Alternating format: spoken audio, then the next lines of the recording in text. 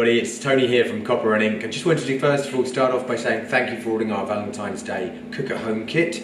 I'm going to talk you through what's in your bag. Obviously this will be different for everybody depending on whether you've ordered our vegetarian or our mixed kits, but hopefully you'll understand all the components and how easy this is going to be to cook your meal at home. So to start with, you'll have a vacuum pack kit with some bread loaves in it. Really simple, pop these in the oven about 200 degrees for 9 minutes or so, and you're going to end up with lovely bread rolls there, and these are going to be great to eat. So that's your first bit, really simple.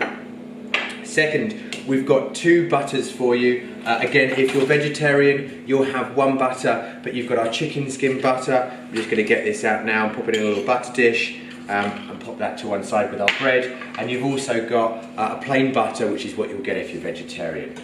With the butters, they're best served at room temperature, but obviously if you want to get them onto another dish, just get them out while they're cold and they'll hold their shape.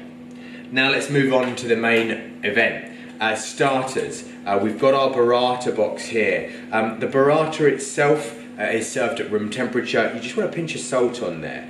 You've got some grilled courgettes that we've made. With these grilled courgettes, you're going to just put them on a little tray like this, a baking tray something, and put them in the oven at about 200 degrees for about 5 minutes. You just want to warm these through.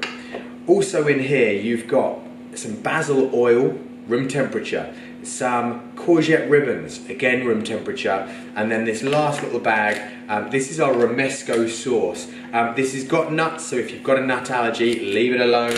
But otherwise, cut the top off with a pair of scissors, and that's all you need to do to get yourself ready to serve that dish. Fantastic. What's next? Scallops. The scallops themselves will be coming in a backpack bag.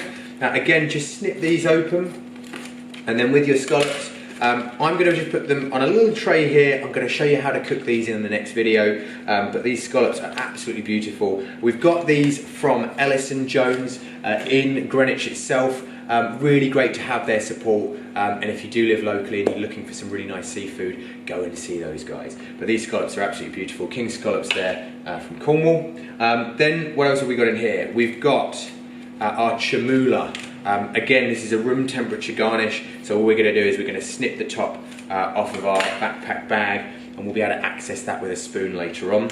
And then you've got a little squeezy piping bag of lemon gel. We'll come to that later. And then in our pot, some agretti or monk's beard, some brown shrimps and brown shrimp butter. And all we're going to do is you're going to need a small saucepan. We're going to pop all of those things in a saucepan for when we cook our scallop dish. Done. Let's look at the main courses for you. Main course, if you're vegetarian, you've got our petivier. Petivier stuffed with mushrooms, ricotta and spinach. It'll be absolutely gorgeous. With this one, all we need to do is create yourself a baking tray, a little bit of baking paper, and pop that straight on there. We've already given it an egg wash, so you don't need to do anything else to that, and that's ready to go when we come to the main courses. I'll put that back to one side. You've also got a vegetarian gravy. We know it's vegetarian because it's got the green dot on top. Easy thing to do to warm this one up. You don't need another pan. Just get one large pan and either boiling water from the kettle or put it on a really low heat on the stove and just drop your bag in there. That will warm it up enough for you to be having it with your main course. And just leave it on the lowest heat you can. Brilliant. So that's your vegetarian option. What if you're a meat eater? Well, the meat eaters, we've got confit duck. We've cured this for about 5 hours, and then we confit them overnight so they should fall apart. As always, all of our meat is from John Charles Butchers in Blackheath, and this is an absolutely stunning Gressingham duck leg. Again, if you're vegetarian, put it on a different tray.